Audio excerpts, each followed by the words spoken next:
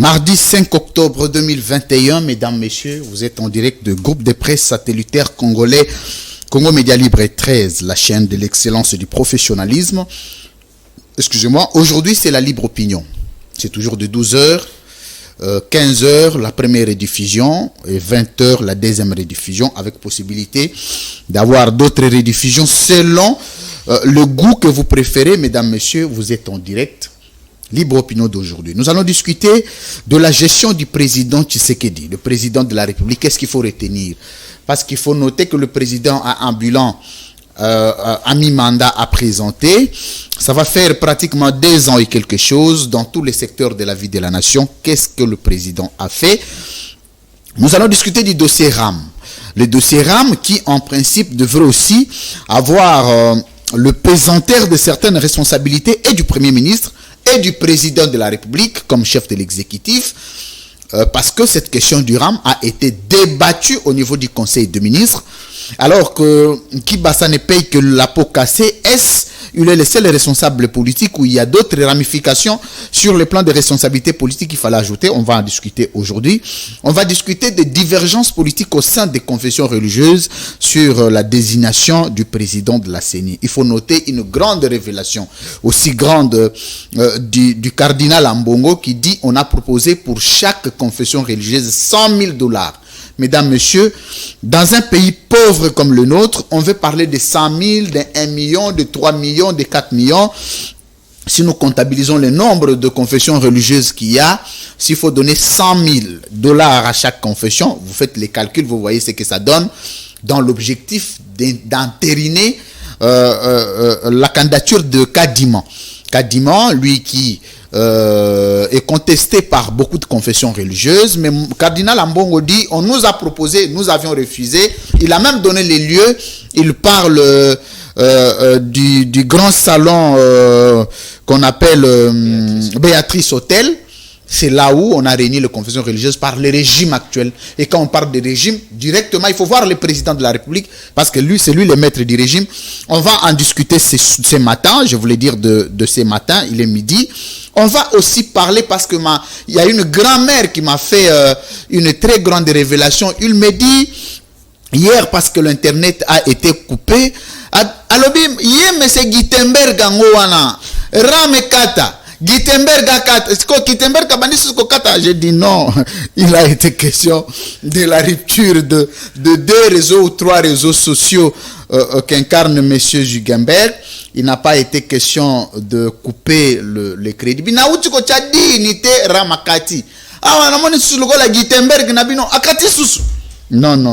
il faut parfois préciser. Il s'appelle John Kolela Yahanu.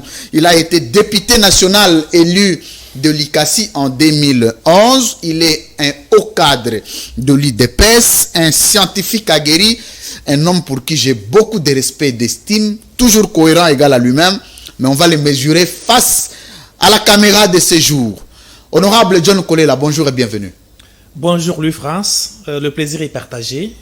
C'est la première fois ici, particulièrement dans cette émission. Je veux dire que vous êtes aussi un homme très grand que je l'imaginais avant d'être Merci ici. beaucoup. Mes sincères félicitations pour l'œuvre que vous avez faite et les opportunités que vous nous accordez pour faire entendre notre opinion. Merci beaucoup.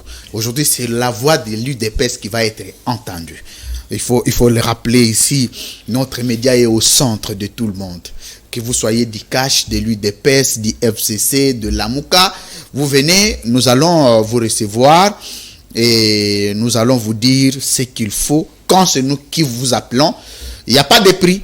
Mais quand c'est vous qui appelez, mesdames, messieurs, vous devez passer à la caisse pour payer. Mais c'est nous qui avions appelé l'honorable John Kolela. Merci beaucoup.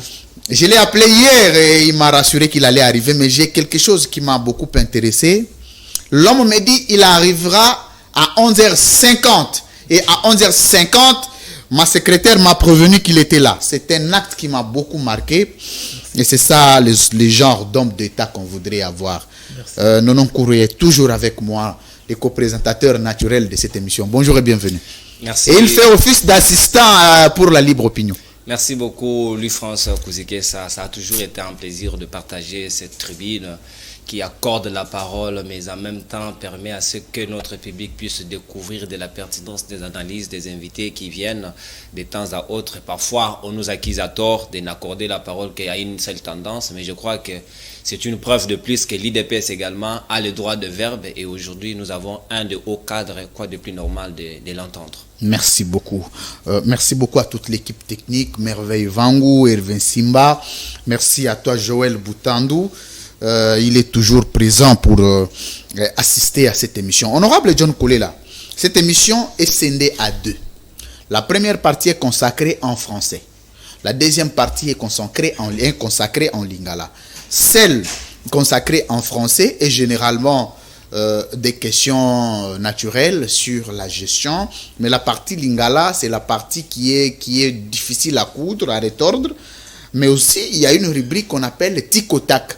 Cette rubrique, quand on vous pose la question, vous répondez. Il n'y a pas d'analyse. Donc, vous aurez tout le temps de faire l'analyse en dehors du tic au tac. Okay. C'est une rubrique qui est très attendue. Mesdames, messieurs, vous êtes nombreux. D'abord, la gestion du président de la République. Aujourd'hui, vous êtes au cadre de l'IDPS. Député national honoraire, représentant du peuple. D'abord, candidat malheureux aux élections de 2018. Oui, en 2018, j'ai échoué. Je dois être sincère et Pourquoi? honnête, comme toujours.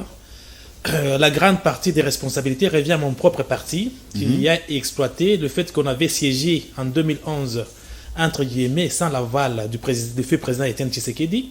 Et alors, en interne, il y a des gens qui ont profité de cette situation pour nous salir injustement, et cela a pesé sur nous, mais je pense que le temps nous a justifié correctement. Très bien. Donc, est-ce que vous aviez donné la caution? Parce qu'il y a les 20% qu'il faut toujours remettre, envoyer au parti. Vous envoyez ça comme député national? Oui, je pense qu'il y a des responsables du parti, il y a un financier, il y a un secrétaire général dans son temps qui est aujourd'hui le président Aïka Bound et le récit existe pour cela. Donc John Kolela était correct envers lui-même, envers sa conscience et envers son parti. Je ne pouvais pas voler la part du parti, alors les 10% qui sont statutaires exigés, je le faisais en dehors de les autres donations que je pouvais faire au niveau du parti, c'est noté avec les factures. Et au jour d'aujourd'hui, si Al-Kassi, lui, de PES a une permanence, c'est moi qui l'ai acheté. La permanence de l'UDPS à l'ICASI, c'est vous qui l'aviez acheté. Exactement. À combien? Bon, ça c'est une affaire que je ne peux Merci pas donner beaucoup. ici, mais c'est une permanence viable. Merci beaucoup, félicitations pour ça. Merci. Mais est-ce que vous regrettez avoir été aussi un député de l'UDPS avec autant de sacrifices? Vous les regrettez aujourd'hui? Bon, sincèrement, nous sommes parmi les députés les plus malheureux du fait que depuis la première seconde qu'on a proclamé nos résultats, nous n'avons pas eu le temps de nous réjouir compte tenu de la position du parti. Nous estimions en son temps que peut-être avec le temps ça pouvait changer, mais ça n'avait pas changé jusqu'à la fin de la mandature. C'était toujours des combats. Nos adversaires politiques nous combattaient moins que nos propres alliés, nos propres partenaires. C'est-à-dire? Bon, c'est-à-dire qu'ils nous exposaient à la place publique comme quoi nous n'avons pas respecté les mots d'ordre que moi je n'avais jamais suivis. Particulièrement, cela pesait beaucoup sur nous. Je ne regrette pas que le parti m'a fait cela, mais je regrette que ce soit les individus qui avaient les ambitions qui le faisaient. Au sein du parti. Exactement. Et quelle a été votre relation avec Etienne Tshisekedi lui-même comme député ayant siégé en dehors de son mot d'ordre? Le président Etienne Tshisekedi n'avait pas de problème. Il avait dit que vous avez fait un choix et vous devrez l'assumer et nous l'avions assumé en âme et conscience. Nous sommes élus en tant que députés du peuple. Si le parti devrait lever une option, devrait nous inviter, on discute ensemble et l'option devrait être prise par une décision écrite même. Mais jusqu'à aujourd'hui, il n'y a jamais eu de décision écrite. Donc, nous estimions que nous avons fait le bon choix parce que nous étions les élus du peuple et on devrait agir en homme d'État et nous l'avions fait. Aujourd'hui, si c'était à refaire, je ferais la même chose. Très bien, vous feriez la même chose. Vous regardez le bilan actuel de votre mandat parce que vous êtes de l'UDPS. Vous êtes content de la manière dont vous gérez le pays? Oui, exactement. Louis-France, je suis ici, je suis fier de vous en tant que citoyen. Quand je regarde vos émissions, vos interventions à travers les réseaux sociaux comme partout, je trouve en vous quelqu'un qui a les ambitions et qui cherche le bien-être de son peuple. Merci beaucoup. En même temps, nous tous, citoyens de la République, peut-être que nous faisons nos gestes et les faits et gestes, pensant avoir mieux faire, peut-être que ça ne rencontre pas la position des autres. Pour mieux juger notre façon de gérer la République, il ne suffit pas de nous juger sur base des attentes seulement de la population pour dire que tout le monde voudra qu'il y ait la gratuité, Tout le monde voudra aujourd'hui manger à sa faim. Tout le monde voudra avoir une grande maison. Tout le monde voudra avoir les routes qui sont bien construites. Tout le monde voudra avoir l'emploi. Mais il faut aussi juger notre gestion d'abord sur base de ce que nous avons entre nos mains. Nous avons une république qui a 100 millions d'habitants aujourd'hui, parce que les gens parlent de plus de 80. Malgré les années passent, on ne sait pas évoluer. Nous avons aujourd'hui plus de 100 millions d'habitants. Et nous avons un budget, je prends le budget de l'année passée, de cette année qui est encore en exercice, qui est environ 5 milliards de dollars. Donc c'est avec cela qu'il faut maintenant juger notre bilan. Le bilan, on ne le regarde pas seulement en termes d'attente de la population, mais on regarde aussi en termes de moyens que dispose le régime pour réaliser les besoins. Parce qu'on ne peut pas avoir un budget de 5 milliards, vous nous exigez de réaliser les besoins de 100 milliards. Là, à ce moment-là, vous allez vous tromper. Alors, si nous sommes d'accord de la dimension de 2 343 000 quelques kilomètres carrés de notre pays, si nous avons 100 millions d'habitants, mais aussi il faut voir le niveau où nous avons hérité, parce que nous n'avons pas hérité que le moyen, nous avons hérité aussi de problèmes. Je prends le cas, par exemple, dans le secteur de l'enseignement, il y avait 411 000 enseignants non payés. Je ne parle pas des nouvelles unités.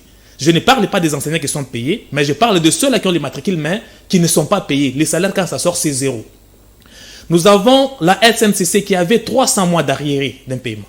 Nous avons toutes les entreprises par terre. Donc, avant de nous poser le problème de notre bilan, il faut prendre en considération notre environnement de bout en bout pour comprendre maintenant qu'est-ce que nous sommes en train de faire. En ce moment-là, vous pouvez avoir un bon jugement pour dire que c'est positif ou c'est négatif. Merci. Mais si vous cherchez le bilan juste pour dire que comment ça change sans tenir compte de ces préalables, je pense que nous allons fausser la donne. Voilà pourquoi je dois être honnête pour dire que moi personnellement, je suis content de la manière que le pays est en train de reprendre le véritable chemin vers son développement. Ce n'est pas facile.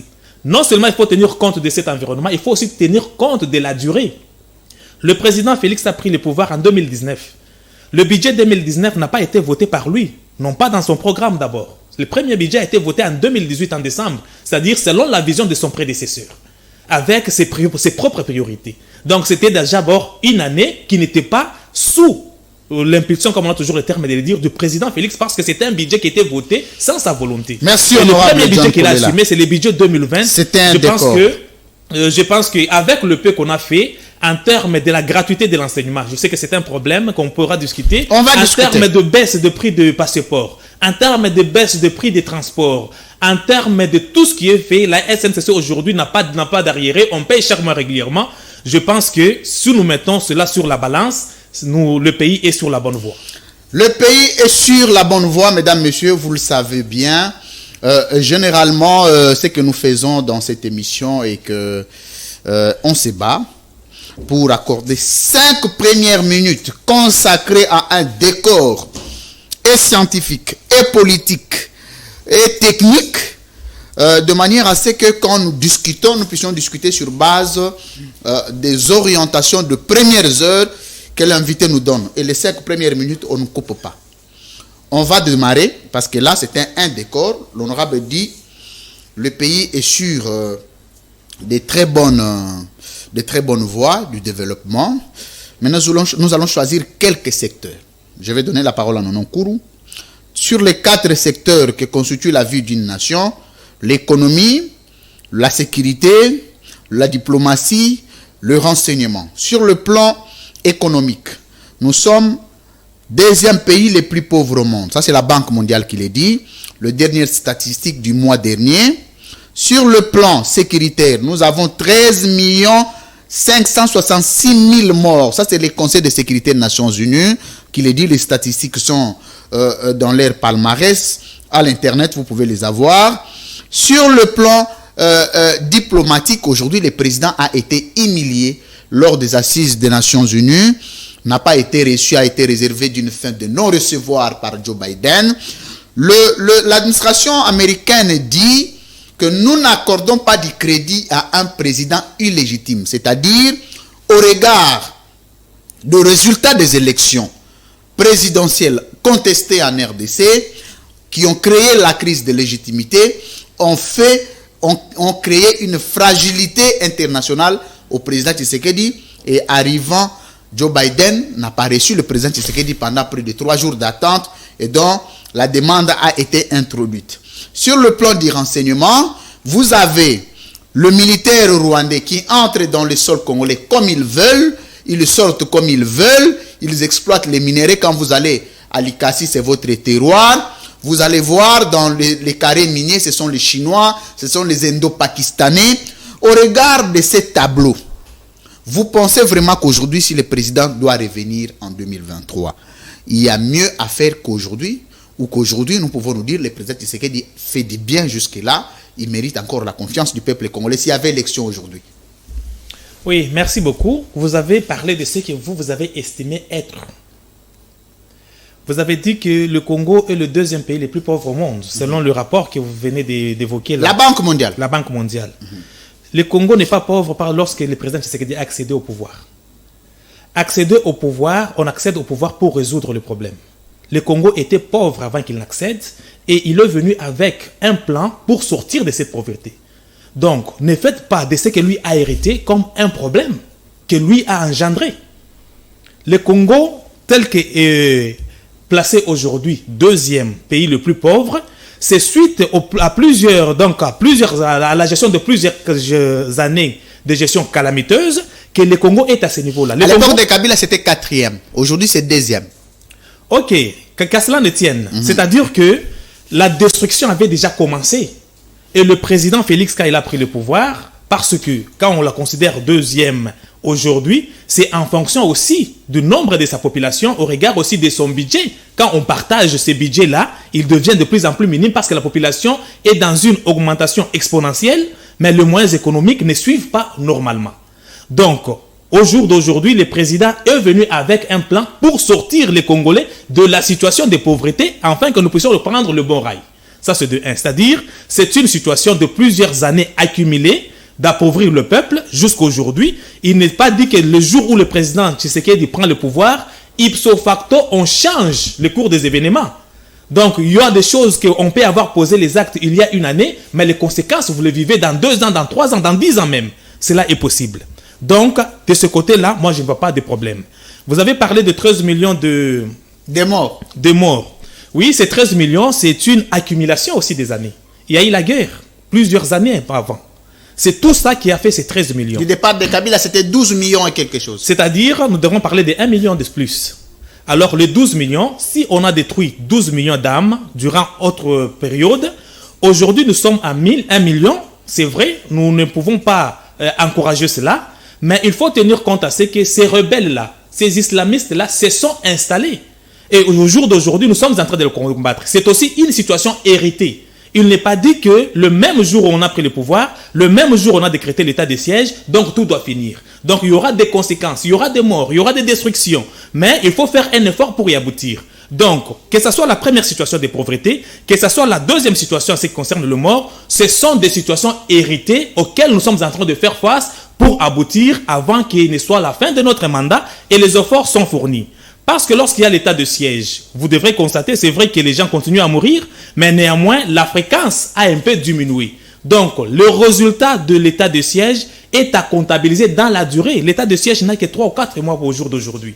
Alors, devrons-nous dire que dans 3 mois, si on n'a pas encore réduit à 0 le rebelle qui font cela, c'est qu'on a échoué? Moi, je dis non. Il faut prendre aussi les bilans de combien de rebelles on a tués, combien de rebelles se sont rendus, parce qu'il n'y a pas que les ADF. Combien de rebelles se sont rendus, combien de matériel militaire on a récupéré, tout ça fait partie du bilan. Le fait qu'aujourd'hui on a tué 4 personnes, le fait que demain on peut tuer 5 personnes, ne signifie pas que l'état de siège a échoué.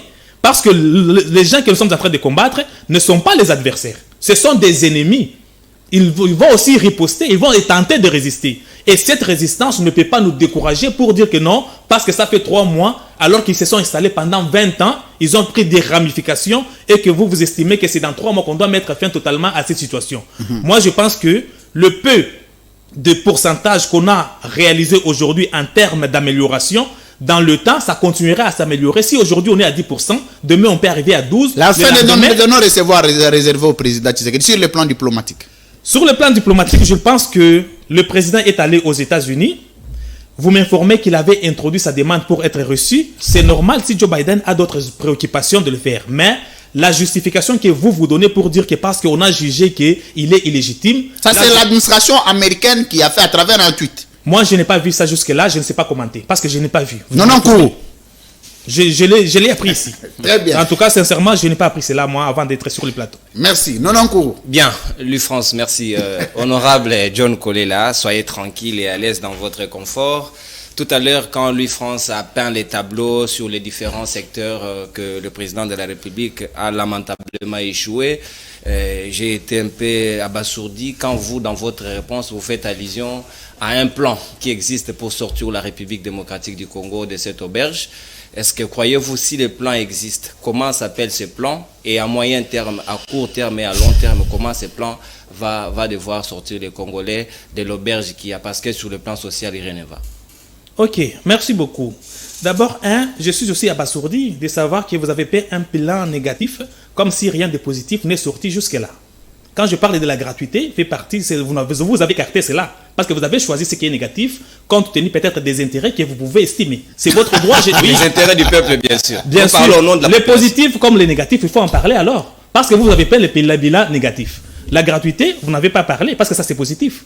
L'IGF qui fait son travail, on ne parle pas. Et ça fait partie du plan dont vous faites allusion. C'est moi maintenant qui réponds. Oui, parlez-nous du plan. J'ai fait allusion au plan. Je suis en train d'arriver parce que vous avez dit que vous avez été abasourdi. Maintenant, je vous dis que moi aussi, je le suis. Alors, il y a autant un bilan, c'est un tableau. Il y a les côtés positifs et les côtés négatifs. Je n'ai pas dit que c'est 100% positif. Nous sommes qu'à 2 ans. C'est-à-dire qu'il y a des choses qu'on va faire demain, après-demain, à la 3e année, à la 4e année aussi, et jusqu'à la 5e. C'est pour vous dire que nous sommes sur le chemin. Vous parlez du plan du président. Le président n'a pas été élu dans les vides. Le président a été élu sur base d'un discours, d'un projet qu'il a présenté, d'un programme. Et ce programme-là, je suis abasourdi une fois de plus de savoir que les journalistes me posent la question de savoir quel est ce plan aussi longtemps qu'il y a un gouvernement qui existe. Est-ce que vous savez ce qui se passe avant d'investir un gouvernement? Il est invité au niveau du palais de l'Assemblée nationale pour présenter son programme. Le programme là, c'est le programme de qui? C'est ça le programme, mais vous cherchez quel autre programme en dehors de celui-là? Le programme sur base duquel on a investi le gouvernement qui travaille, c'est lequel?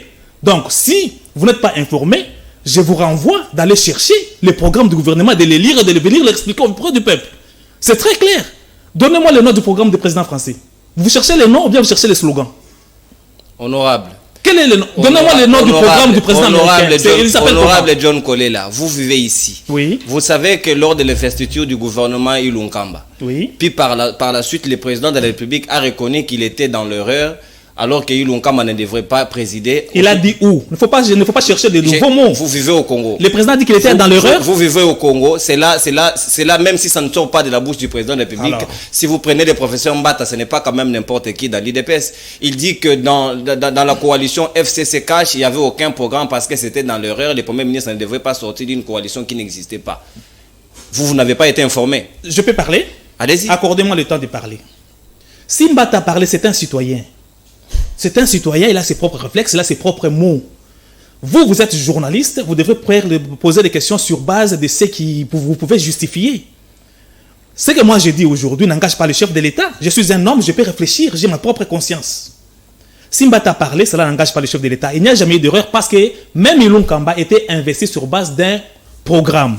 Le problème d'erreur dont certains cadres de l'UDPS ont parlé, c'est dans le sens d'avoir fait cette coalition-là qui était comme une manière de se mettre une corde au cou.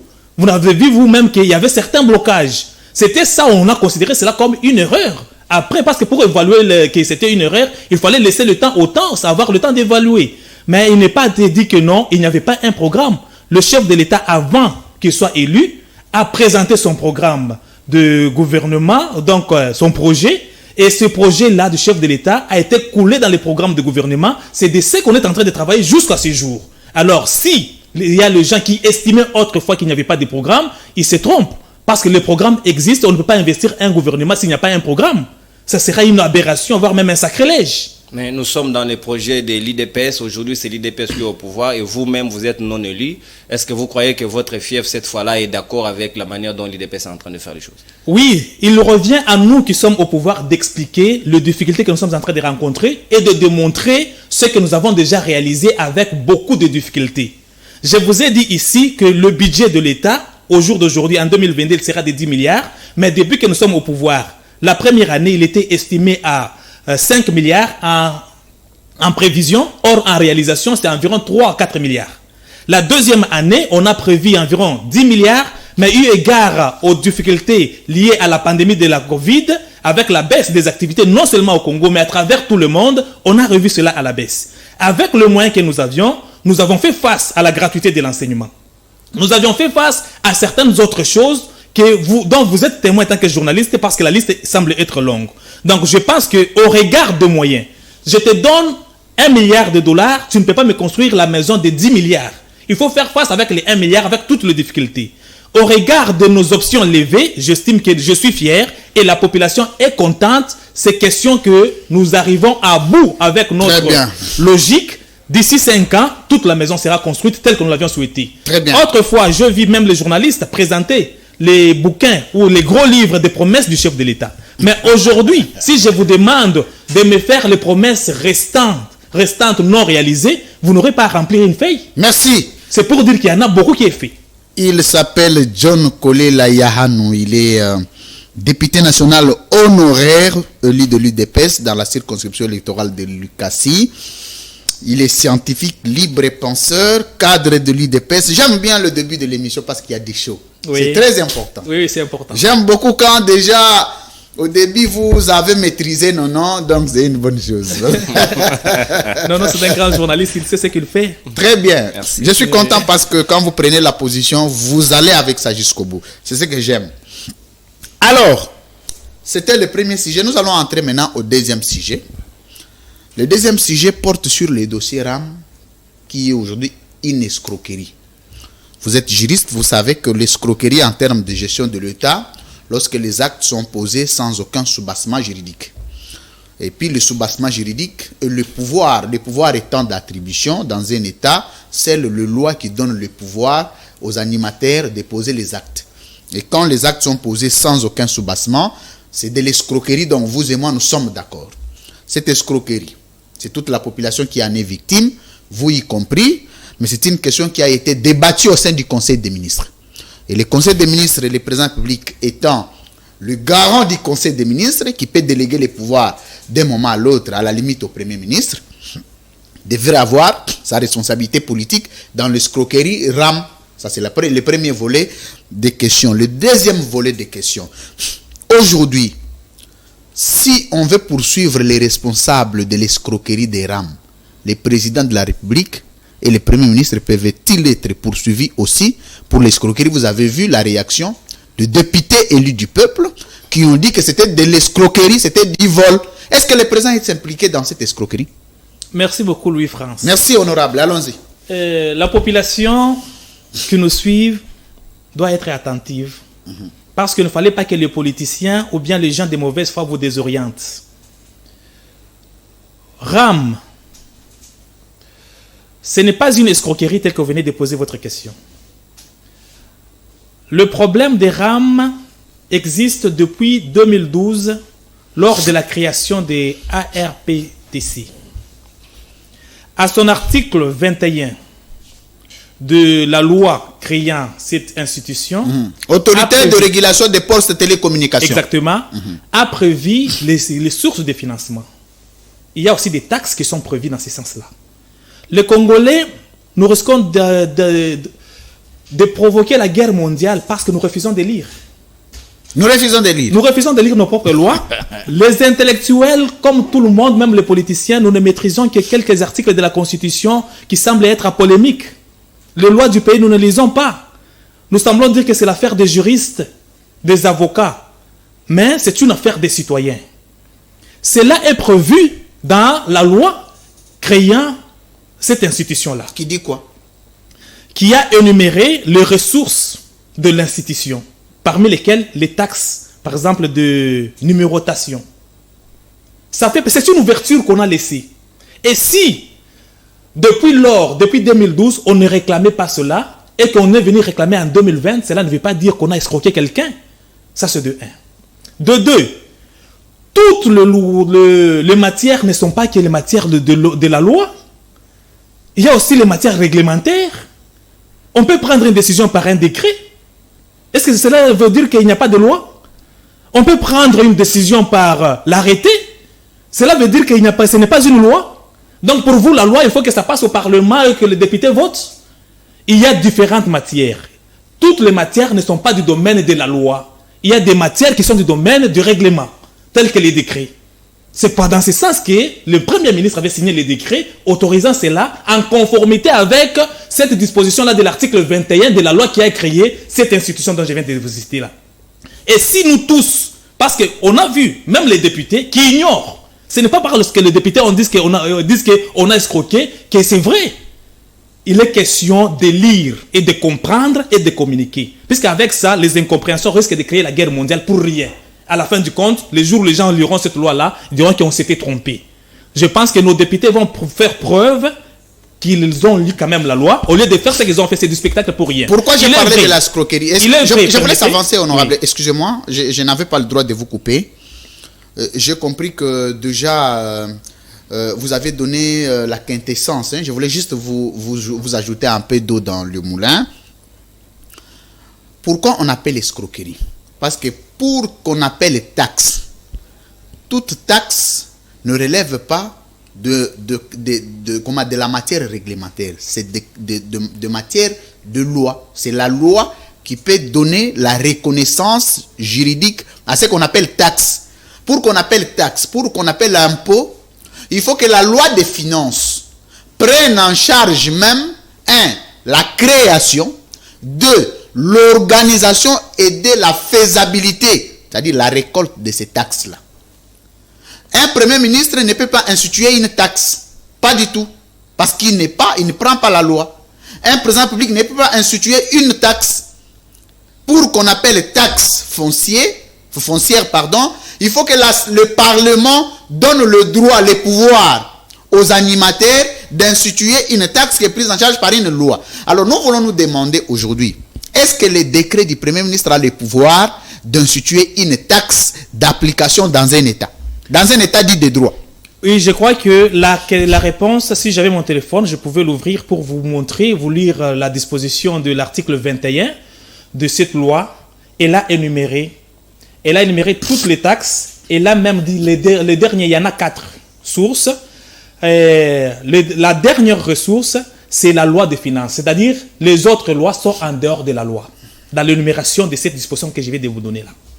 C'est comme ça que c'est prévu. C'est-à-dire, ce doit être dans la loi des finances, c'est écrit noir sur blanc sur cet article-là. Il y a le point A, le point B, le point C, consiste aux taxes RAM dont je vais de vous parler. Et le point C, le tout dernier, parle des autres taxes qui doivent être prises dans la loi des finances. Donc c'est pour RAM a raison d'exister. RAM a raison d'exister, le soubassement juridique existe, mais le peuple à 90% est ignorant. Donc les députés se sont trompés. Oui, j'ai suivi la réaction du professeur Jacques Njoli. J'ai suivi aussi la réaction de Baudin Mayomambeke au sein du Parlement. Toujours, il y a des juristes, des professeurs même, qui ont dit il est vrai. Des chariots aussi, des cultivateurs. Des cultivateurs, tout le monde est là, oui, c'est normal. Des professeurs aussi. Oui, c'est ça que j'ai complété ta liste. Mais parmi lesquels les professeurs de l'IDPS qui ont dit que RAM était une escroquerie. Professeur Mbata est le président de la commission PAJ de l'Assemblée nationale. Il n'est pas Dieu pour ça. C'est un professeur, il n'a pas fait 100%. Donc il s'est trompé aussi. Quand il a défendu sa thèse, il n'a pas fait 100%. S'il avait fait 90%, les 10% restants là, fait partie des RAM. Oui, c'est normal, non? C'est pour ça on ne distingue pas à 100%. Il y a toujours quelque chose qui manque même aux professeurs de professeurs. Très bien. Lorsque vous faites 90% pour défendre vos thèses, c'est pour vous dire qu'il y a 10% qui manquent, parmi lesquels peut-être c'est les RAM qui les a échappés. Donc, on a crédit, maman, parce que Tina, tout le bango na lingala, parce que le dossier est tellement social. Tina ya RAM ezanini. Intérêt à Congolais na RAM. Ok. Parce que tout le temps on bazo sala rama au balobi, so iba yibi au téléphone, on a qui basa. So iba yibi au téléphone, kuna ba bloquer ango. Oui. Mais muto yo avant d'ana likasi, avant d'ana kikwiti, avant d'ana pai kongila, ana téléphone ba benga ki kalaka, ça tche 10 unités bokati. Intérêt na yena kati wana ezani. Merci beaucoup. Je ne connais pas. On va bien lingala obi to tikala na français.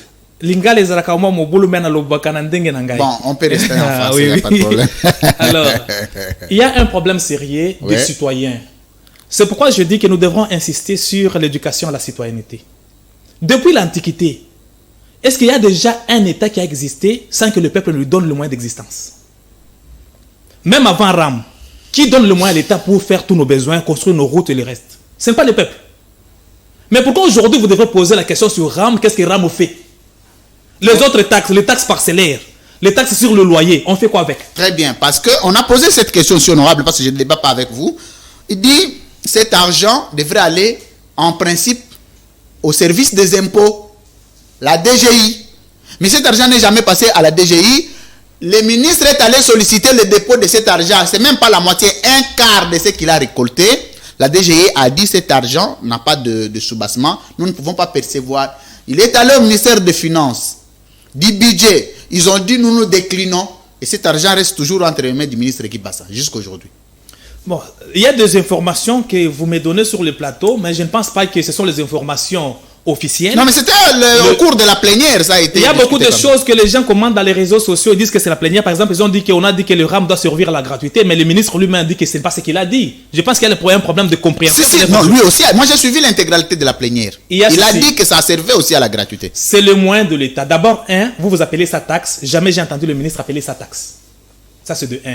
Ne prenez pas les choses que nous lisons dans les réseaux sociaux, bien que les gens ont accordé un nom, et nous officialisons ça à la presse. Parce que le ministre n'a jamais parlé que cela est une taxe. Le ministre a toujours parlé qu'il s'agit d'un service. Le service, c'est quoi? C'est comme par exemple l'INSS, la SONAS plutôt. La SONAS qui fait pour les assurances. Vous payez, mais il n'est pas dit que votre voiture va commettre toujours l'accident. Oui, mais vous avez souscrit en âme et conscience. Ici, exactement. On a coupé en inconscience. Donc, on coupe l'argent. Ce n'est pas qu'on a coupé, il n'y a pas âme et conscience, c'est l'État qui a décidé. L'État vit des moyens que lui donne le peuple. Et l'État a décidé, ils ont pris des dispositions. La loi créant l'institution est là. Les décrets du Premier ministre existent. En quoi c'est une escroquerie? C'est-à-dire l'État a décidé de prendre cet argent, non pas pour bouffer, mais pour servir le peuple. Donc je pense qu'il y a au moins une logique. Toutes les taxes qui existent au pays servent le peuple. L'État ne vit que des impôts et des taxes. C'est normal qu'il y ait la taxe. Le problème des RAM n'est pas seulement au Congo, c'est à travers le monde. John Kolela, vous-même, je ne sais pas si pourquoi vous déboursez assez d'énergie pour défendre ce que Guibassa lui-même est incapable de défendre. Vous parlez d'un service que lui-même, Guibassa, a dit devant les honorables députés qu'il s'agit d'un service, il ne s'agit pas d'une taxe. Ça, oui. C'est vrai, c'est lui qui dit. Oui. Mais le service a une contrepartie, contrairement à la taxe. Oui. Quel est ce service que RAM rend une maman qui vend le matembele, qui a son petit téléphone pour communiquer avec ses petits-fils, pour qu'on lui envoie quelque chose pour survivre? C'est quoi les services que le RAM rend à cette maman-là? Il n'y a pas que la maman là qu'on peut prendre comme exemple. Prenons seulement un citoyen congolais, qui qu'il soit. Cette maman ou quelqu'un d'autre. Moi aussi. Parce que je vais donner l'exemple sur moi-même. L'année passée, j'ai perdu mon téléphone. Mon téléphone a des numéros des autorités de la République et le numéro de mon compte bancaire. Le voleur forçait déjà pour essayer un peu de voir le numéro de compte bancaire. Et quand je suis arrivé, on a localisé ces voleurs là où il était on appelle ça Kingasani parce que grâce au RAM. Bon, je ne sais pas RAM, j'étais par exemple là, j'étais chez Vodacom particulièrement, c'est là où j'étais. On a vu tout ce qu'il était en train de faire comme forcing et on a bloqué le téléphone. C'est lorsque il y a un accident que celui qui a souscrit l'assurance doit aller se plaindre. Ce n'est pas en amont, il faut voir les choses aussi en aval. Lorsqu'on fait l'assurance incendie, est-ce qu'on prévoit que la maison va brûler du jour au lendemain? Mais c'est le jour où l'accident vous arriverez que vous pouvez être dans les besoins pour qu'on vous serve. C'est dans ce sens-là. Alors, ne pensez pas que parce qu'on prend, le RAM, on prend combien par mois? On prend 0,7 $. C'est vrai, ça semble... Non, je parle de moi de ce qui est un peu officiel, ce que moi je connais qui est... Alors... Oui, c'est vrai, peut-être qu'il y a des trucs. Boché à 10 $, deuxième jour, 0,7 8 francs, qui ne représente presque rien pour un peuple qui a le revenu par habitat d'un jour moins d'1 $. Ça représente rien toujours. Je ne dis pas que ça ne représente rien parce qu'il faut faire la somme de 100 millions de Congolais, c'est beaucoup d'argent. Mais c'est pour notre bien. Il n'y a que le peuple qui donne le moyen à l'État pour vivre. Ça, c'est une évidence, personne ne peut contredire. De même que nous payons le loyer sur la taxe sur le loyer. Nous avons toujours la même vie, non? De 1 $ par jour, mais nous payons ces loyers-là. Nous payons les taxes parcellaires, c'est avec la même vie. Nous achetons nos unités, c'est avec la même vie. Il faut encore charger davantage. Mais pour contrepartie, parce que ce n'est pas que vous donnez pour que ça part. Avec cet argent, on peut nous construire la route, on peut nous construire l'hôpital, on peut nous payer l'enseignant pour la gratuité. Ça nous revient toujours. Donc, il n'y a rien qui est perdu. Qu'est-ce qui est perdu? Est-ce qu'on a donné cet argent-là pour que le chef de l'État vive avec sa famille? Le trésor public ne reconnaît pas ça. Parce que Comment tout à l'heure, lui, France vous a dit, c'est le ministre lui-même. Ça, ce sont les ondits. Non, pas attendez, les ondits. je ne vous laisserai pas ça Nous sans vous répondre. brandissons le preuve, John Collet là. Attendez. La DGI n'a pas reconnu cela, le DGRAD non plus. Donnez-moi les preuves. Mais je vous dis, mais... Vous parlez, c'est votre parole, c'est le On principe dirait de que preuve. vous n'aviez pas suivi la plénière qui était solennelle. Bon, papa, la plénière, moi, je suis député. Ce n'est pas parce que ce que je dis que du haut du micro, c'est devenu parole d'évangile. Je suis un homme avec mes ambitions, avec mon camp politique. Donc vous défendez Kibasa. Ce n'est pas que je défends Kibasa, je défends la réalité. Parce que vous-même, vous avez dit que c'était décidé au Conseil des ministres. Mais comment pouvez-vous dire que le ministre refuse de prendre? C'est vous qui avez dit ça, non? Vous êtes devant votre propre réalité. Qui a dit que c'était décidé au Conseil des ministres? Oui, c'est moi qui ai dit. Alors, c'était décidé au Conseil des ministres. Maintenant, on dit avec l'argent, le ministre refuse de prendre? Non, c'est-à-dire quoi? Ça a été discuté au niveau... Je voulais clarifier cette partie-là. Quand l'option est levée au niveau du Conseil des ministres, ce n'est pas que tout de suite applicable. Il faut, le président de la République donne la possibilité à chaque ministre de respecter la procédure. C'est-à-dire quoi? Vous êtes ministre de l'Intérieur, on a besoin par exemple de bloquer ceci. Vous pouvez faire ce qu'on appelle la coopération internationale avec les autres institutions impliquées. Vous n'avez pas besoin de le faire, de l'endosser seul. Vous voulez parler de la taxe, que comme vous allez rançonner, vous devez faire une réunion de préparation avec la DGI, avec la DGRAD, avec ceci, avec le ministère des Finances, pour organiser ça. Mais qui conseil des ministres, je ne crois pas à cette version-là, c'est Ouais. ce que les ont dit. Ça, je ne peux pas en tenir compte. Parce qu'il y a un État, il y a le décret du Premier ministre qui existe, il y a le Conseil des ministres qui a été tenu. Je ne crois pas aux les ont dit. Donc, je pense que les Donc Ramas a raison d'être. Ramas a raison d'être comme toutes les autres taxes qui existent d'ailleurs. Mais si on arrivait maintenant... Mais vous Kibasa parlez dit- encore de la taxe alors que vous-même vous avez reconnu que... J'ai pris son propre Ah, terme vous pour la avez compréhension. Pour la compréhension. Ce qu'on est en train de faire avec RAM, c'est normal, ça existe dans tous les pays du monde. Très bien. Le Congo n'a pas inventé la roue. Ça Mais- existe. mais si Même ça vous, quand arrivait- vous appelez à l'international, on vous coupe. Maintenant, si ça arrivait que Kibasa, en revenant à la plénière de l'Assemblée nationale, dit il est vrai, nous nous excusons pour RAM, on retire ça. Quelle sera votre réaction? Parce qu'on va vous inviter ici. On peut toujours retirer, c'est possible. Mais cela ne veut pas dire que c'est une erreur. Non, je Permettez. dis, quand on dit c'est une erreur, nous étions trompés, la démarche n'était pas bonne, nous avons retiré RAM. Nous allons vous inviter ici. Quelle sera votre réaction? Ma réaction sera celle-ci.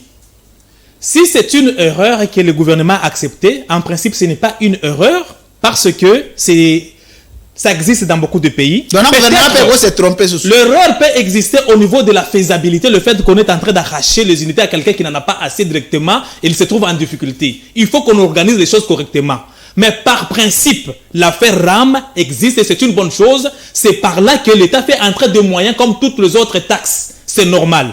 Mais si, parce que la population a réclamé de suite de sa pauvreté, parce que la population a réclamé de suite qu'il y a des vieilles dames qui sont au village là-bas, quand on le prend, elles ne savent plus quoi faire, et que l'État, par pitié, dit que non, comme ça on peut sursoir ou on peut mettre ça de côté, moi je pense que ça peut être que normal si l'État comprend les cris d'alarme de la population qui souffre. Mais, en même temps que nous souffrons, en même temps nous cherchons à résoudre le problème que nous avons, en même temps, nous devrons donner les moyens à l'État parce que l'État ne veut pas chercher les moyens ailleurs que dans la population pour résoudre les besoins d'ensemble. Sinon, nous sommes en train de faire le cercle vicieux. Nous disons qu'il faut qu'il y ait la gratuité, il faut qu'il y ait des bonnes routes, il faut qu'il y ait des hôpitaux, il faut qu'on crée des emplois. On va les créer avec quoi si on ne prélève pas dans la population? John Collet, là, le ministre Kibasa, il avait été devant les députés. Il a sollicité 48 heures pour venir répondre aux questions des élus.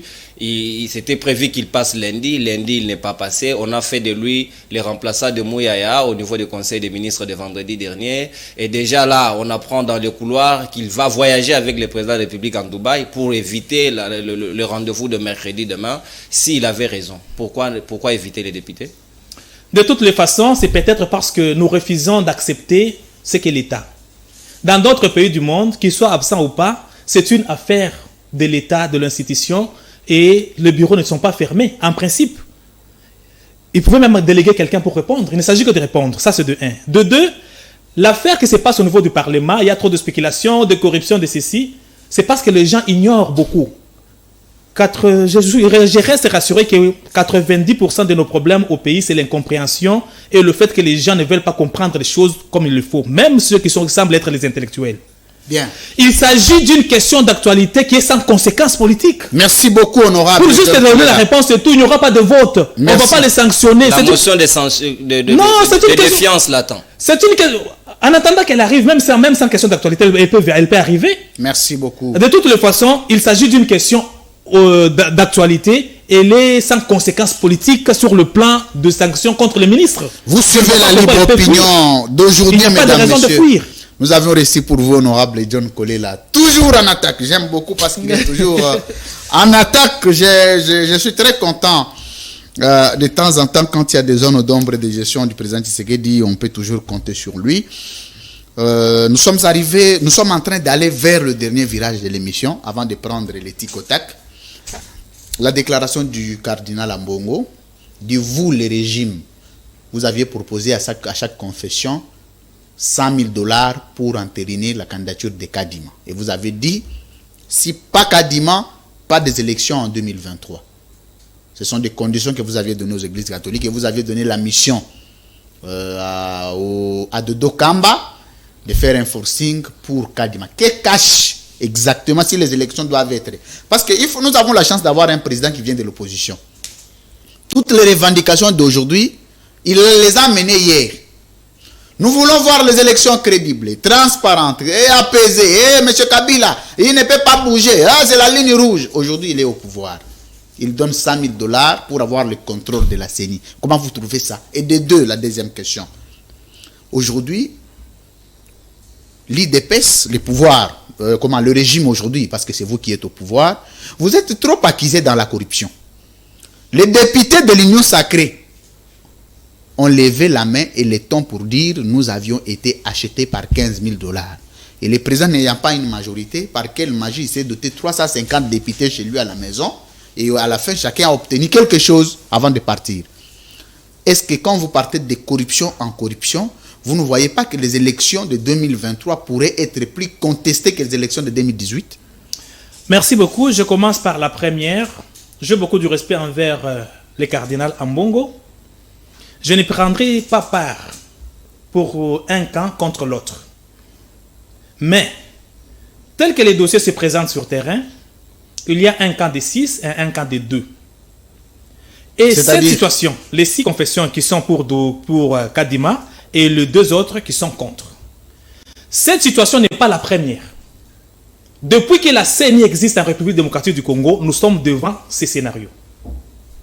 Est-ce pour autant on peut dire que les autres fois, parce que cette CENI sera la 4e, et les 3 autres, pourquoi c'est arrivé? La même situation de 6 contre 2. Point d'interrogation, je pense que le cardinal... Parce que le président condamnait toujours. Exactement. Oui. Le cardinal doit répondre là où il est, s'il trouvera l'occasion de suivre l'émission. Il va suivre ça certainement. Nous sommes à la 4e CENI et c'est le même scénario de 6 contre 2. Si aujourd'hui c'est les 100 000, autrefois c'était quoi? Point d'interrogation, à lui de répondre. Ça c'est de 1. 2, il est cardinal, il est suivi par les gens, nous le respectons. Monsieur le cardinal, avec beaucoup de respect que je vous donne, il n'est pas censé, pour un serviteur de Dieu, de créer la zizanie dans la population. Parce que, du moment où vous dites qu'on a proposé, sans citer le nom de celui qui a proposé et de celui qui a pris, en d'autres termes, vous créez la confusion dans la population. Il dénonce la corruption. Dénoncer la corruption, il faut qu'il y ait des preuves. Parce qu'il a dit qu'ils étaient à l'hôtel Béatrice, dans la salle. Dans la salle, là, c'est-à-dire il y avait les gens. Il y avait lui, Ambongo, qui était assis. À côté de lui, il y avait Dodo, il y avait les hommes de musulmans, et il y avait le corrupteur en face pour donner les 100 000. Dodo était déjà acheté. Lui, il parle des autres confessions qui sont hostiles à vous. Mais prenons même cette hypothèse-là. Au moins, il était devant quelqu'un qui est venu le voir avec 100 000. Mais qu'il nous cite ses noms. En ce moment-là, toute la confusion qu'on a connue pendant 60 à 70 jours terminerait. Qu'il nous cite et les corrupteurs et les corrompus par leur propre nom. Alors il assume, lui les serviteurs de Dieu, qu'il meurt comme Jésus à la croix. Qu'il accepte de porter cette croix-là, mais qu'il sauve la République. Monsieur le cardinal, Jésus vous regarde aussi. Sauvez la République qui est en danger, citez les noms de ces corrupteurs-là et des corrompus, comme ça au moins, nous allons le savoir. Mais du moment où un cardinal se met à donner les choses comme ça dans le vide, Sa réputation est en train d'être réduite, tout simplement. L'IDP s'attaque trop au cardinal qui a été votre allié. D'ailleurs, vous étiez soufflé aux élections de 2016, 2017. C'est vous qui le dites, l'UDPS. Les cardinals, l'Église catholique vous a secouru même. Mais aujourd'hui... je ne comprends pas comment vous pouvez distinguer nous et l'Église. Moi, je peux être de l'Église catholique, en même temps je suis de l'UDPS. Maintenant, vous me mettez de quel côté? Non, vous n'êtes pas à l'Église catholique. Nous avons des combattants qui sont de l'Église catholique, en même temps de l'UDPS. Ils sont maintenant de quel côté dans ces combats-là? Non, Kourou. Parce qu'il ne s'agit pas de l'Église, il s'agit des individus de position. Kabound a dit aussi, au vu de tout le monde, on partageait 50-50 avec l'Église catholique. Kabouya. Non, Kabound. J'ai fait allusion. C'était pas Kabouya. C'est Kabound qui avait dit les propos. Kabound a dit c'était 50-50. Est-ce qu'il avait extirpé les combattants qui sont de l'église catholique des autres qui ne le sont pas? Alors moi je vais vous dire ceci. Ne confondons pas. Le cardinal Ambongo a voté aussi en 2018. Hein. Il n'a pas voté tous les candidats. Il a voté pour un seul. C'est-à-dire il a aussi un choix. C'était qui? Je ne sais pas, mais il a voté pour un seul. C'est-à-dire il a aussi un choix. Le cardinal Ambongo c'est un homme. Il peut se tromper aussi. Il s'agit de questions politiques. Il peut avoir aussi des choses des réseaux sociaux ou bien de quelqu'un qui vient lui dire les choses à l'oreille qui sont fausses. Il n'est pas Dieu, il n'est pas saint, il a une position. C'est normal en tant qu'individu. Parmi les gens de l'église catholique, même là où il siège, il y en a d'autres peut-être qui les contredisent aussi, mais ils peuvent être minoritaires. Le problème est que si le cardinal Ambongo parle qu'on a corrompu, il ne parle pas de l'église catholique qui dénonce. C'est lui qui a vu qu'on a corrompu, ce n'est pas l'église qui a vu. C'était qui? Quand vous séparez les cardinals de l'église? Parce que si vous l'individualisez, je ne sais pas, si vous mesurez du poids que représente un candidat par rapport aux autres confessions. Je ne minimise pas son poids, mais je dis que c'est un être... Moi aussi, je peux devenir cardinal. Toi aussi, non, tu peux. Ça, c'est déjà impossible. Comment impossible, comment? Parce qu'il y en a qui vont devenir cardinaux demain.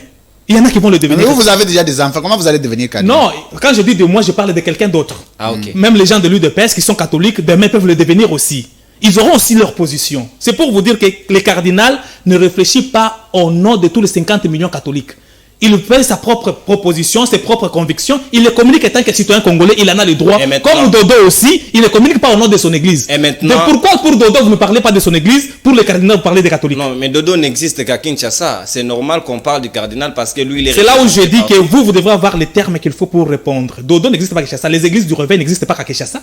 Non, vous parlez de Dodo comme avec son église. Non. Ou bien vous parlez de Dodo avec toutes les églises du réveil. Il est le représentant des églises du réveil. Ils sont aussi partout. On va pas s'attarder sur Dodo. Parlons quand même un tout petit peu de ces blocages avec les chefs spirituels. Vous, personnellement, vous êtes un Congolais qui réfléchit, un scientifique. Est-ce que ne trouvez-vous pas que face à ces blocages, on devrait normalement réfléchir sur le comment sortir de l'impasse au lieu de nous attarder sur des individus qui pouvaient être remplacés par d'autres? Non, le problème, ce ne sont pas les individus. Le problème, ce sont les individus qui refusent d'intérioriser ce que nous avons décidé comme loi.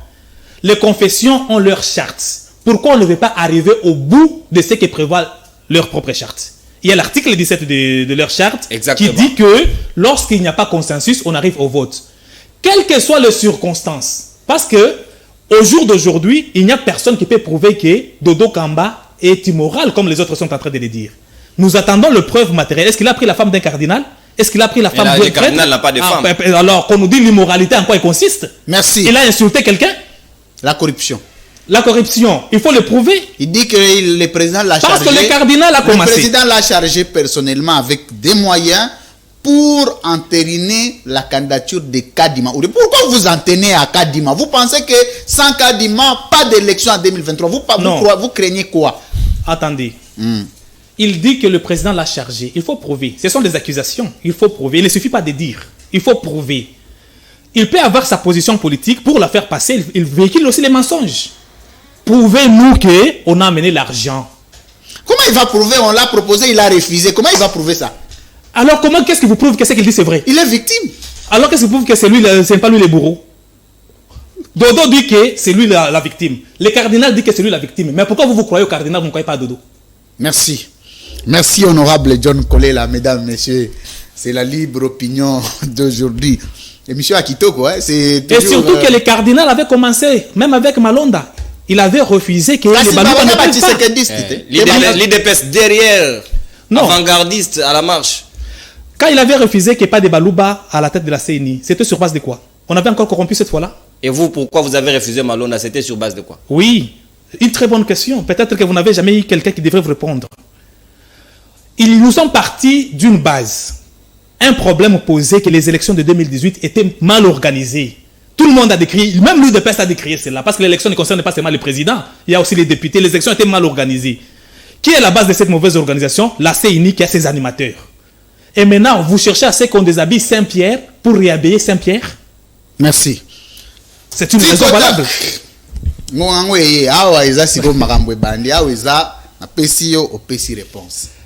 Vous avez 7 questions à répondre. Soyez tout analyse ici si analyse à Kitoko. J'ai beaucoup aimé. Hein? Merci beaucoup, mon frère. Vous êtes un homme, un rhéteur, vous parlez bien. Ils ont bien, ils ont lukuta, ils ont politique, ils ont solo, ils ont lukuta. Biso elo ils ont bien, ils ont bien. Yonde mutoye ba mamusu ça la défensive, ils ont la rappel bongo.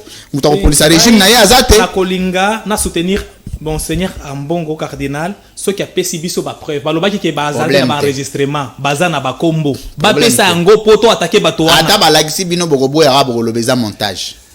Bino nde bolobi ndenge wana, mais quand même rien ne me prouve que c'est lui qui dit la vérité. Tout le monde là-bas est serviteur de Dieu, 108. Tiko tak to sa mona lingala to na français.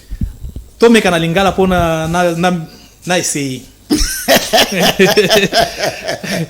Très bien. Je peux mélanger. C'est un député honoraire. Oui. Première question du Tikotak. En dehors de Jean-Marc Kabound et Augustin Kabouya, qui peut incarner le leadership de l'UDPS que tu peux soutenir mieux avec conviction? Sincèrement, c'est un grand combat. Tous les non, ils ont analysé. Ils analysent. Analyse ce style. Okay. Au regard de ce que je vois moi-même. Allez, poser question. Moi-même, je vais soutenir ma propre candidature. Toi-même, ça va être imposé parce que c'est toi qui es ici sur ce plateau.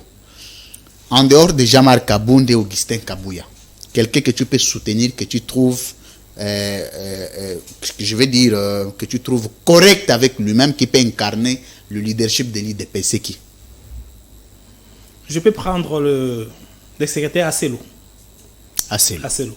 Daniel Asselo. De l'Intérieur. Oui, le ministre de l'Intérieur. Très bien. Deuxième question. Augustin Kabouya et Jean-Marc Kabound, qui peut être un bon leader pour l'IDPS? Parmi les deux seulement? Oui. Sincèrement, au regard de la manière qu'ils ont géré, je ne vois pas. Tu ne vois pas? Oui. Très bien. Troisième question. Si c'était à reconstituer l'IDPS aujourd'hui, redéfinir l'IDPS de la manière dont vous voudrez, qu'est-ce que l'IDPS a à faire au niveau interne du parti? Là où vous avez échoué, tu te dis, nous sommes au pouvoir, l'IDPS comme parti au pouvoir, nous avons échoué. En interne ou bien vis-à-vis de la République? Non, c'est-à-dire vous gérez, vous êtes au pouvoir. Vous, d'abord, avant d'être au sein des institutions, vous avez d'abord un parti qui gère maintenant. Oui. Sur quoi vous avez échoué? À former la majorité à nous seuls. Non, j'ai dit à faire, la manière de faire. Qu'est-ce que vous avez échoué? Acte mon robo sala bo échoué. Oh, bon, on a regretté que comme parti au pouvoir, vous ne pouvez pas échouer. En tout cas, sincèrement, la question là me semble un peu compliquée. Non, les Arabes, bongo. Qu'est-ce que nous avons fait au pouvoir qui est un échec en d'autres termes? Comme parti au pouvoir, comme parti politique au pouvoir, vous avez fait et vous avez échoué. Et tu en regrettes? Notre union avec le FCC, c'est un échec. C'est un échec. Oui. Et en termes de gestion? En termes de gestion, réussir à avoir une majorité cohérente. Jusque-là, le fait que le chef de l'État a décidé qu'il ne soit pas l'autorité qui donne le mot d'ordre, cette démocratie-là, les gens l'ont mal saisie. Très bien. Cinquième question. Les défauts du président Tshisekedi, c'est quoi? Il est trop bon. Non, ça c'est pas un défaut. Oui, c'est aussi un défaut. Non. Le fait d'exagérer dans la bonté, c'est un défaut. Non. Le président Tshisekedi, si je dis... Honorable John Kolela. Je vais... Alors, je vais donner la question. Je vais donner la réponse. Question. Oui. Ce qui te lobby m'a envoyé défaut. Oui, il y a un électorat, bah Hollanda aussi que. Bah il n'y a pas mon aoboy. Oui. Président Hollande, monsieur. Alanda monsieur dans nyonso. Je vais répondre sans tabou. Allez-y. Ce que moi j'ai trouvé comme défaut du président Tshisekedi, c'est le fait que il laisse trop de démocratie. Cette démocratie que les gens ont mal intériorisée et ils prennent cela comme liberté. Honorable John Kolela. Notre politique, c'est un environnement. Non, non. Nalobi, on m'a dit que balobi m'a envoyé défaut. Hein? Et là, on ça la ouais et ça la rabatou ma bé. C'est ça le défaut. Oui, c'est ça. Nga ça ninga ma bé. Non, c'est ça. Oui. C'est-à-dire, là, on va bengi défaut. Hein? Et ça défaut pour na mutu nyonso. Même nga, même yo, même non, même mutu nyonso awa. Tout ça va victime à défaut. Laissez faire. Laisser aller. Tu vois, même au niveau du parti, il y a un combat entre deux camps. Un laisser aller, très bien. Un laisser aller. Un laisser aller. Non, non, on a pas ça. Zala Kimia, on a 7 ans, on a vidé, on a pas ça. Troisième, 6e, hein? 6e. Soyo Tali, président Tshisekedi, place Azali. Na mlolenge na ye ya kosala makambo. Na ndenge na ye ya okumbela gestion ya mboka. Soko vandi yo moko. Na 2023. To komi na be élection. To longole aselo sio tangaki hein. Président lobi ngai na échoué na ngai na repostuler souté. John Kolela pona mutu moko akamba mboka ekozana.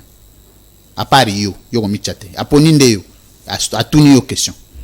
Moutom Kankato, le DG de la SNCC. Moutom Kankato, le DG de la SNCC. Fabien Moutom? Oui.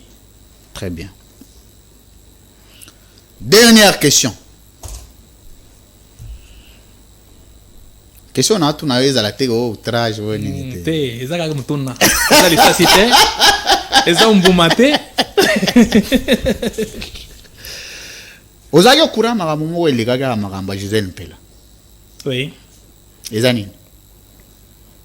Na mona ki Gisèle Mpela na ba réseaux sociaux azo se plaindre que Denise Yankero atindi ba policier pour ba salabana na ya Félix Mabé. To vérité zani. Sincèrement nayebi o eza vérité te mais na mona ki ba policier bazo sala Mabé na mona te. Na bien, vérité zani. Vérité eza oyo nayebi na lobi ke eza vérité eza oyo nga nayebi. Na bi kasi vérité oza na pouvoir. Oza quand même mutu très informé. Vérité ozani. Vérité eza que selon Ngai rivalité entre deux femmes. Très bien. Non Kourou. John Kolela. Vrai ou faux, ba électeur na yo alikasi, ba moni que tu n'as plus rien à donner nde yango ba vota ki ote pour un second mandat. Je dirais faux parce que Naoti Kuna il y a une semaine, je suis arrivé le dimanche passé ici, il me réclame déjà. Il te réclame déjà. Oui. John Kolela, est-ce que Oyebi ke Mubeko lobby intérim normalement il dépasse à 6 mois te Oyebi? Nayebi. C'est que le mandat spécial de Kaboun et Augustin Kabouya et où meli pour l'année. Je vais vous étonner parce que moi je suis avec Kaboun, je travaille avec lui, mais je lui dis toujours que ce mandat spécial là n'est rien devant le statut du parti. Je suis honnête envers ma propre conscience, envers lui et envers le peuple. La toute dernière question, bah voyage à président de la République pour Nayo, est-il profitable ou non à la population? Est profitable parce que le chef de l'État a pris le pouvoir, il est normal qu'il puisse harmoniser avec ses voisins qui étaient en train de nous attaquer. Il est normal qu'il parte voir d'autres grandes puissances qui avaient des sanctions envers notre pays pour dire que les choses doivent changer parce que il ne fallait pas que ça continue, peut-être cette vision-là ancienne, que pensant que c'est l'ancien régime qui continuait. La confiance que le pays a envers l'extérieur aujourd'hui... une analyse. Il y a un domaine d'analyse à rebours. La confiance. Vrai ou faux, est profitable. Est profitable. Ce que tu d'épaisse, tu d'épaisse nyonso wana. Batunio mutu moko il faut azala suna parti on a parce que yé mutu aboma yi d'épaisse. C'est quoi ça? Mutu moko président fédéral Nangai Yalikasi. Na lobby awa yi d'épaisse bat bazo gérer. Na bande la question. Na bande la question. Non, c'est pas parce que vous avez ta vérité. Na faible na ta vérité. Soki le loba sengi yo John Kolela. Longola mutu moko na bato bazo gérer parti. Longola mutu moko ba mona parce que yé mutu abomi IDPS. Et kozana.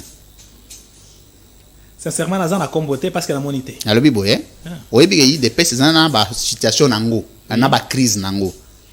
So muto yo azana occasion ba crise wana et kozana. Situation ba crise. Bon, en principe,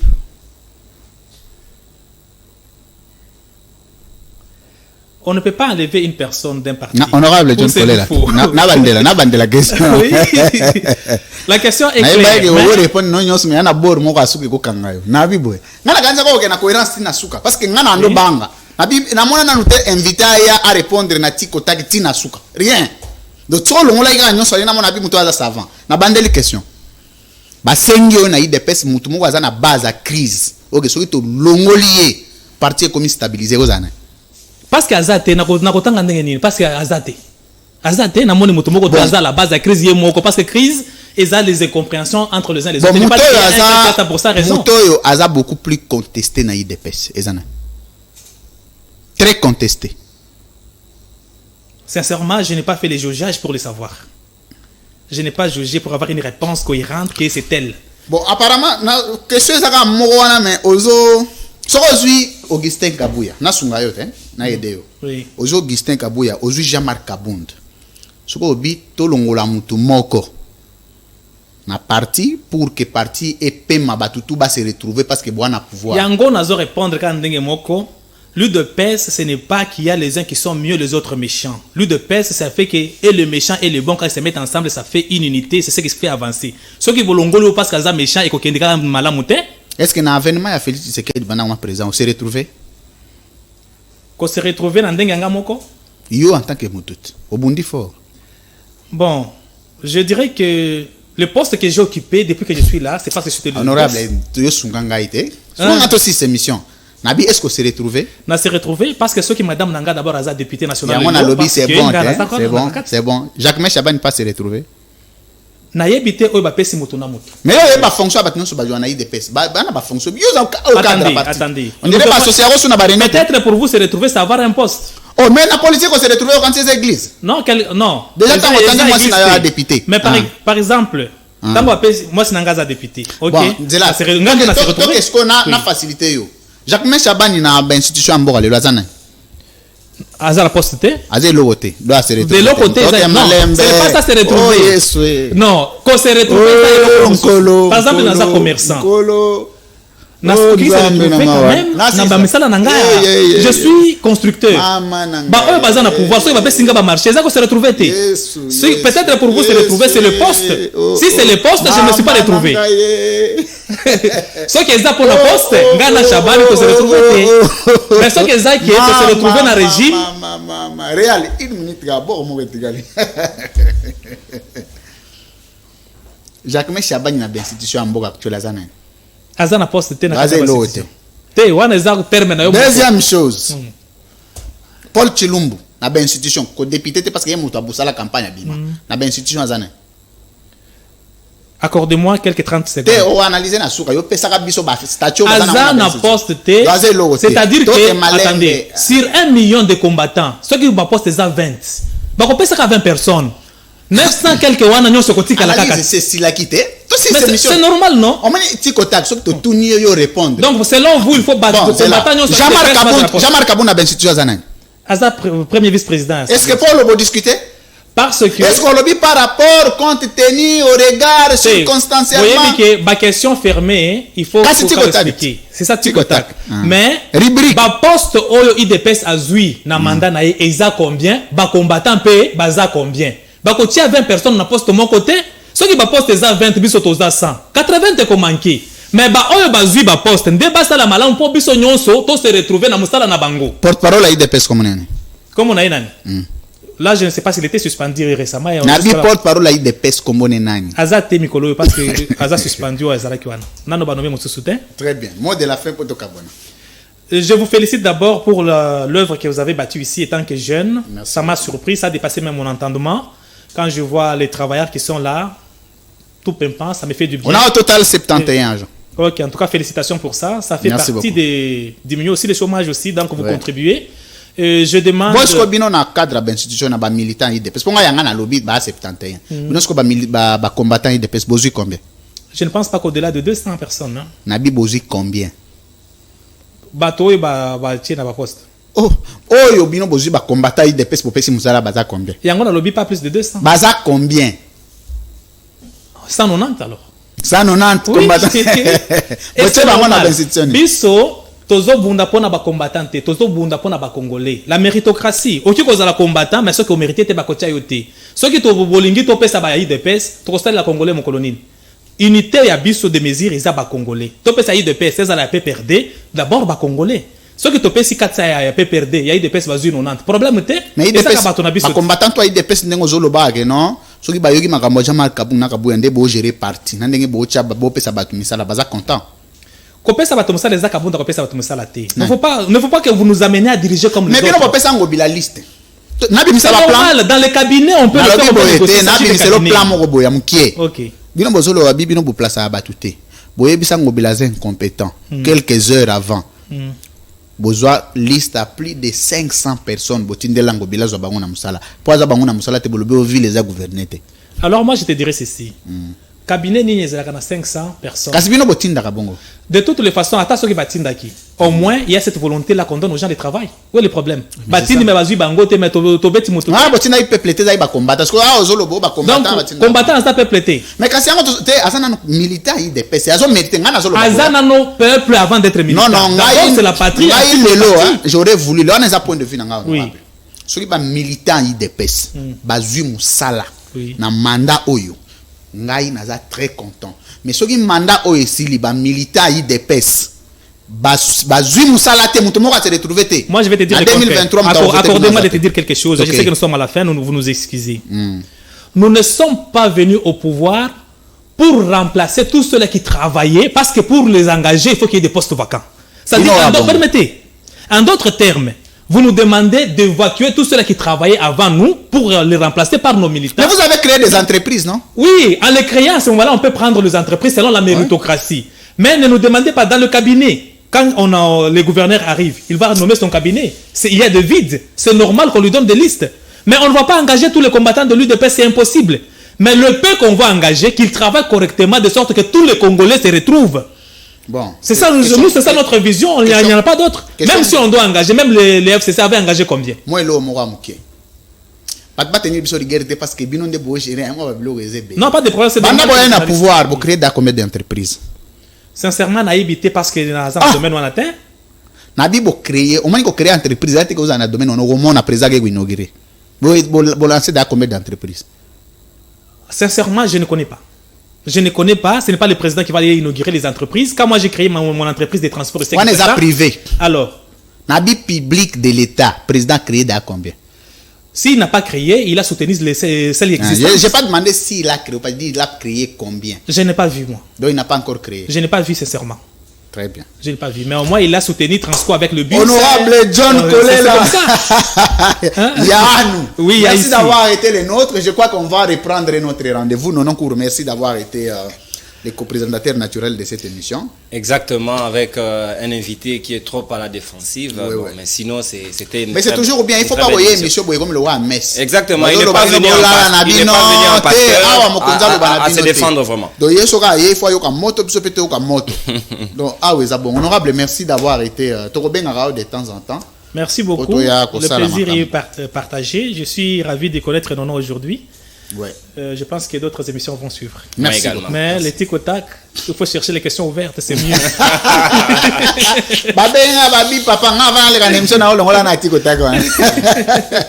Merci beaucoup, mesdames, messieurs. L'émission d'aujourd'hui est terminée. Nous avions reçu pour vous honorable John Kolela, il est cadre de l'UDPS. Libre Opinion sera rediffusée tout à l'heure à 15h et à 20h. Merci à toute l'équipe technique. Merci à madame Rachel Toutou, parce que c'est elle qui assure et le secrétariat et l'assistanat. Donc, c'est très bien. C'est très important d'avoir une équipe costaud. Merci à toute l'équipe technique. Merci à vous, mesdames et messieurs à la maison. L'émission sera reproduite demain à 12h avec un nouvel invité. Si vous êtes intéressé, le numéro est sur le bord d'écran. Appelez, on va vous programmer et on va voir qu'est-ce qu'il faut faire. Le rendez-vous est pris pour demain. Au revoir.